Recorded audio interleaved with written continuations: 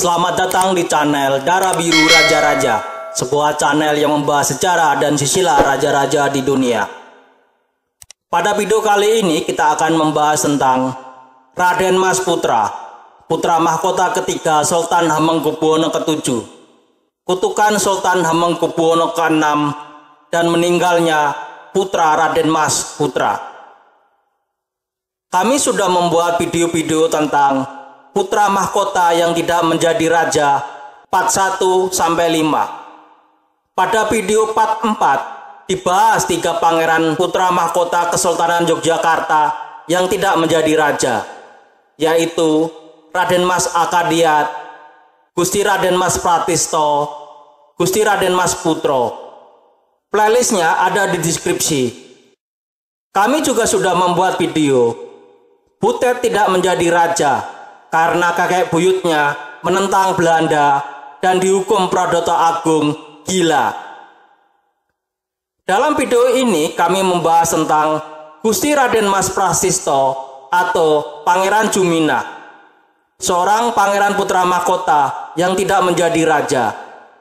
Link videonya ada di deskripsi. Kami juga sudah membuat video intrik kekuasaan di awal pemerintahan Sultan Hamengkubuwono ke-7.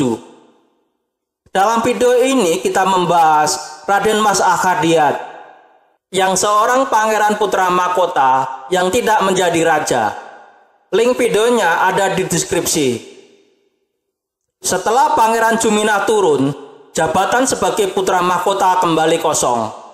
Untuk itu, Sultan Hamengkubuwono ke-7 mengajukan calon kepada pemerintah agar segera bisa mengisi kekosongan tersebut. Mengingat Kauperus adalah pejabat residen yang masih baru, ia belum banyak mempelajari apa yang terjadi di Yogyakarta, kecuali dari laporan yang ditinggalkan oleh Mule Mister.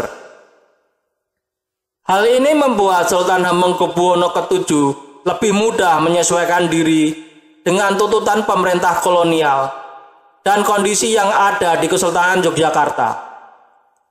Pada prinsipnya, Sultan Hamengkubuwono ke-7 mencoba untuk menunda pembuatan verklaring karena 2 alasan.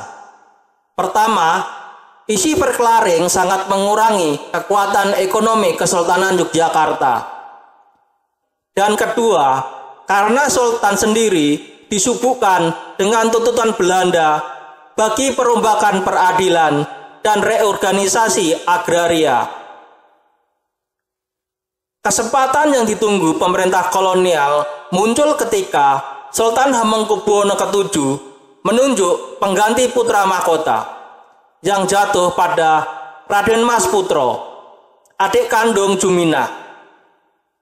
Ketika Putro ditunjuk sebagai putra mahkota pada akhir 1902, usianya juga belum genap dewasa. Mengingat antara Juminah dan dirinya masih terdapat seorang kakak perempuan. Bahkan ia belum memiliki istri dan baru menikah pada tahun 1907. Dengan demikian, Putro belum bisa diminta oleh Kauperus untuk menandatangani verklaring. Namun, Kauperus tidak mengajukan keberatan karena ia yakin bahwa Raden Mas Putro akan bisa dibujuk untuk mengikuti permintaannya, terutama berkaitan dengan isi verklaring. Untuk itu, Kauperus mendorong Sultan Hamengkubuwono ke-7 agar sejak awal melibatkan Raden Mas Putro dalam urusan kenegaraan, sehingga kelak akan mendapatkan wawasan dan lebih siap untuk memerintah. Sultan Hamengkubuwono ke-7 menanggapi positif permintaan Kauperus, dan dalam sejumlah kunjungan ke daerah, Raden Mas Putro diajak mendampinginya. Hubungan harmonis ini mulai berubah lagi ketika Kauperus digantikan oleh PH Van Andel pada bulan Maret 1908. Berbeda dengan Kauperus, Van Andel bukan orang lama di Yogyakarta.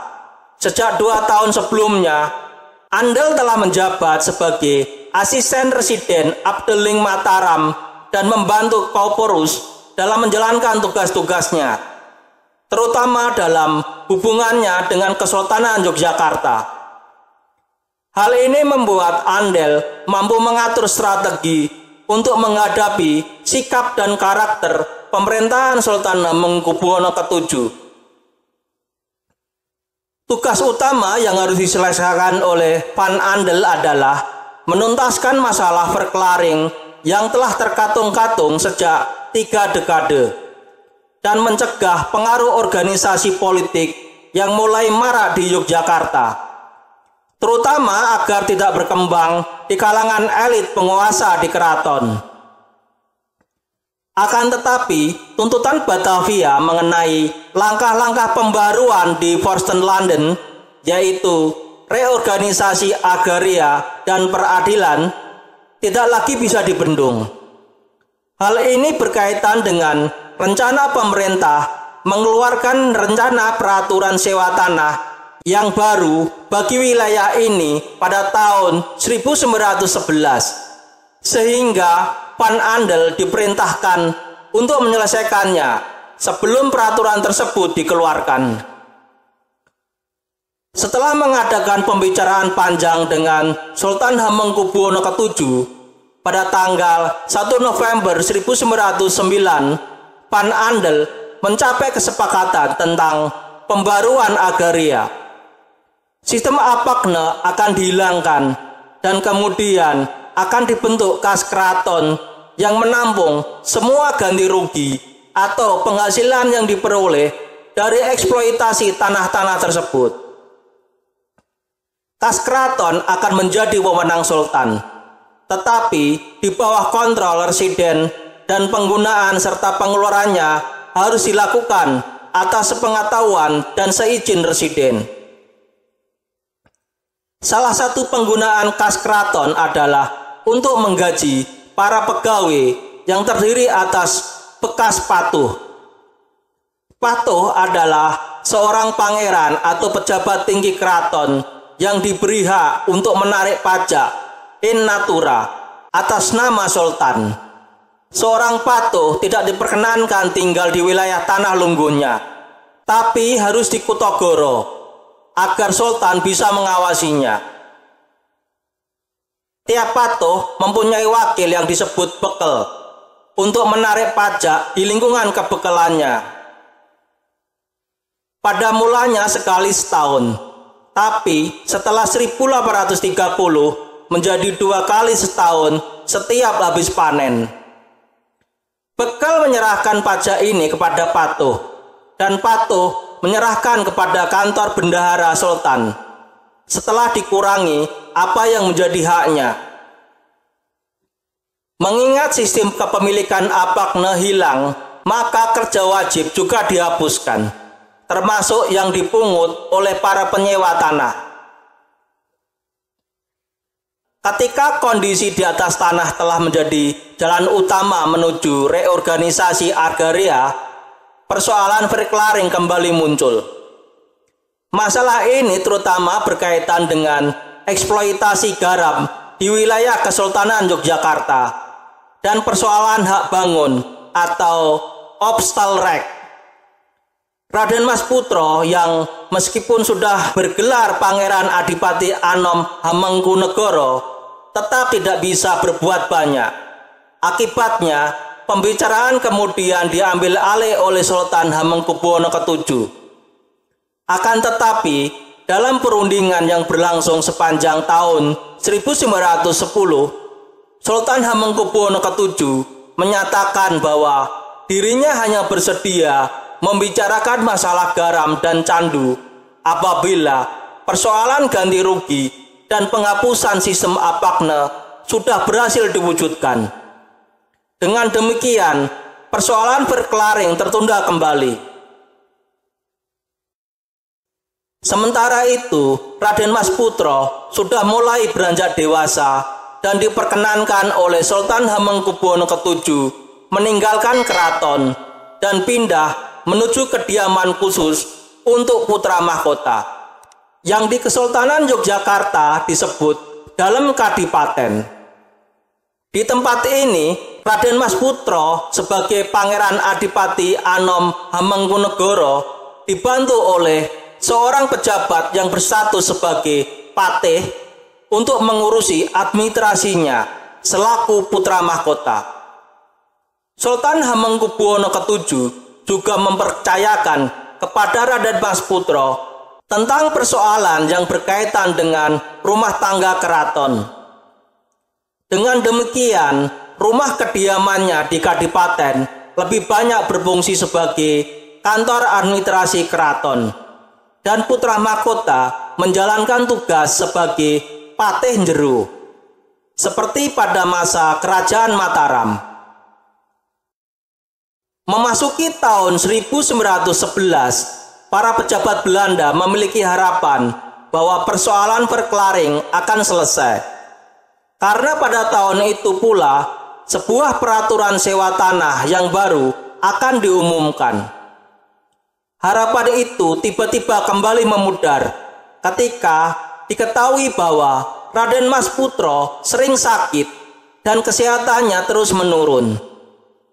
Situasi ini semula tidak diketahui oleh pemerintah kolonial karena Sultan Hamengkubuwono ke-7 tidak mengungkapkan secara gamblang kepada Van Andel.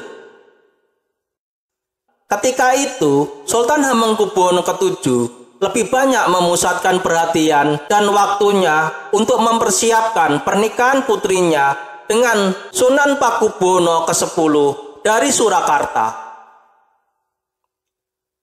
Kondisi kesehatan putra yang semakin merosot ini baru diketahui oleh pemerintah Hindia Belanda pada pertengahan tahun 1912. Sejak mendengar kabar tersebut, Residen Yogyakarta, J.H. Lievering, pengganti Van Andel, mengupayakan pengobatan medis. Namun upaya pengobatan itu tidak membawa hasil. Dan akhirnya pada tanggal 20 Februari 1913, Raden Mas Putra wafat. Setelah wafat, Raden Mas Putra memperoleh gelar Gusti Pangeran Suwargi. Ia memiliki dua orang putra, yaitu Pangeran Pakuningrat dan Pangeran Cakraningrat. Pangeran Pakuningrat kelak menjadi Kepala Bagian Administrasi Kesultanan Yogyakarta, dan Pangeran Cakraningrat menjadi Kepala Bagian Urusan Pasar di Kesultanan Yogyakarta. Atas kejadian itu, Gubernur Jenderal Edinburgh kemudian memerintahkan Lievering untuk menemui Sultan Hamengkubuwono ke-7 di keraton, dengan tujuan agar semua hak dan wewenang putra mahkota dikembalikan kepada raja.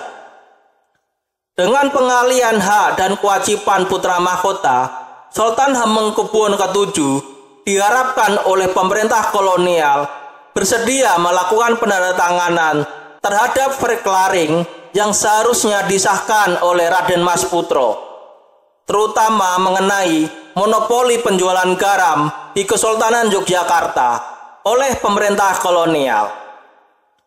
Namun upaya ini tidak membuahkan hasil, karena Sultan Hamengkubuwono ke-7 tetap bersikukuh bahwa ketentuan Verklaring adalah tanggung jawab putra mahkota yang nantinya akan menjadi pewaris tahta. Pihak pemerintah kolonial tampaknya menyadari tentang hal itu, dan beberapa bulan kemudian setelah kondisi tenang, Presiden Lievering menerima perintah dari Gubernur Jenderal Edinburgh agar menanyakan kepada Sultan Hamengkubuwono ke-7 tentang pengganti Raden Mas Putra. Namun ada hal yang tidak biasa dalam desakan pemerintah kolonial kali itu, menyangkut posisi putra mahkota, yaitu bahwa Presiden Lievering sudah membawa nama calon yang diajukan kepada Sultan Hamengkubuwono ke-7. Hal ini merupakan hal yang tidak lazim pada masa-masa sebelumnya. Dalam pemberitahuan itu, Lievering berusaha membujuk Sultan agar mengangkat Pangeran Mangkukusumo putra dari Ratu Kencana, sebagai putra mahkota dan pewaris tahta. Alasannya bahwa Pangeran Mangkukusumo dianggap oleh pemerintah Belanda sebagai calon yang paling cocok. Hal ini menimbulkan kecurigaan di kalangan keraton tentang Mangkukusumo terlibat dalam kematian putra. Meskipun kecurigaan itu tidak terbukti, yang pasti adalah Mangkukusumo atau ibunya mendekati Residen Levring untuk meminta dukungan bagi pencalonannya. Namun, terhadap permintaan itu, Sultan Hamengkubuwono ke-7 menolak dengan alasan bahwa Ratu Kencana masih bersatu sebagai permaisuri kedua. Sementara Ratu Emas sebagai permaisuri pertama, ibu dari Raden Mas Putra, masih memiliki putra lain yang masih hidup. Dengan demikian tidak mungkin baginya untuk mengangkat Pangeran Mangkukusumo menjadi putra mahkota. Gusti Pangeran Haryo Mangkukusumo kelak menjadi anggota tim peralihan kekuasaan dari Sultan Hamengkubuwono ke-8 kepada Sultan Hamengkubuwono ke-9 bulan Oktober 1939. Karena keteguhan sikap Sultan ini, sampai tahun 1915, jabatan putra mahkota Kesultanan Yogyakarta belum terisi. Setelah meninggalnya Raden Mas Putra, Sultan Hamengkubuwono ke-7 sebenarnya memiliki sebuah rencana. Berita yang beredar di kalangan keraton bahwa putra dari Pangeran Putra akan dicalonkan menjadi pengganti ayahnya. Ketika Sultan Hamengkubuwono ke-7 menyampaikan maksudnya untuk mengangkat anak itu menjadi putra angkatnya, maka hal itu menjadi kabar spekulatif bahwa putra angkatnya yang sebenarnya adalah cucu Sultan bisa dicalonkan sebagai pewaris tahta. Namun secara tiba-tiba anak yang dirawat oleh Ratu Kencana tersebut jatuh sakit. Dokter keraton Wagener yang dipanggil untuk memeriksanya hanya bisa melihat keadaan anak itu yang tiba-tiba kejang dan beberapa jam kemudian meninggal. Di surat Levring kepada Edinburgh tanggal 20 Mei 1913 nomor 66 bundel Algemen Sekretari, Wagener yang ditanya oleh Levring juga tidak bisa memastikan penyakit apa yang diderita oleh anak tersebut. Tetapi yang jelas bukan merupakan penyakit turunan dari ayahnya.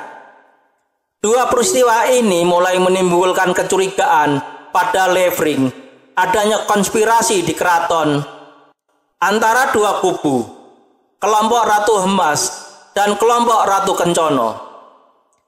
Levring sendiri dalam suratnya yang terakhir telah mengubah penilaiannya terhadap kelompok-kelompok itu dibandingkan dengan suratnya pada bulan Februari 1913. Berita meninggalnya anak Pangeran Putra sangat mengejutkan kalangan luas dan kemudian menimbulkan desas-desus yang dikait-kaitkan dengan mitos yang sebelumnya telah beredar. Mitos ini menyangkut kutukan dari Sultan Hamengkubuwono ke-6 menyangkut pernikahan putranya, Pangeran Hangebei, nama muda Sultan Hamengkubuwono ke-7, dengan Raden Ayu Retno Purnomo, nama muda Ratu Emas. Pada dasarnya, Sultan Hamengkubuwono ke-6 tidak menyukai Raden Temenggung Jayadipura, ayah Retno Purnomo. Namun karena didesak terus oleh putranya, Hamengkubuwono ke-6 akhirnya mengizinkan keinginan anaknya menikah dengan Putri Jayadipura. Menurut kepercayaan masyarakat Jogja, Sultan Hamengkubuwono ke-6 memberi izin tapi dengan syarat, yaitu perkawinan bisa dilaksanakan, tetapi Retno Purnomo tidak bisa menjadi permaisuri. Syarat ini sebenarnya menutup peluang keturunan-keturunan Retno Purnomo untuk bisa menduduki tahta. Namun, ternyata Sultan Hamengkubuwono ke-7 telah melanggar larangan ayahnya dengan mengangkat Retno Purnomo menjadi permaisuri dengan gelar Ratu Hemas. Akibatnya, putra-putranya hampir tidak ada yang mampu bertahan sebagai putra mahkota. Terlepas dari desas-desus tersebut, hubungan di keraton tetap menunjukkan ketegangan. Pangeran Puroboyo yang mendapatkan kepercayaan sebagai bendahara pribadi Sultan tampaknya sulit untuk disisihkan oleh kelompok Ratu Kencono yang menjagokan putranya Mangkukusumo menjadi putra mahkota. Posisi Puroboyo ini sangat strategis karena ikut menentukan pembiayaan proyek-proyek keraton. Dengan demikian, Puroboyo sudah ikut terlibat dalam menentukan kebijakan Kesultanan Yogyakarta di kemudian hari. Demikian video tentang Raden Mas Putro, putra mahkota ketiga Sultan Hamengkubuwono ke-7, kutukan Sultan Hamengkubuwono ke-6, dan meninggalnya putra Raden Mas Putro. Semoga bisa menambah wawasan dan ilmu pengetahuan bagi yang menonton video ini. Sampai jumpa lagi di video berikutnya. Terima kasih.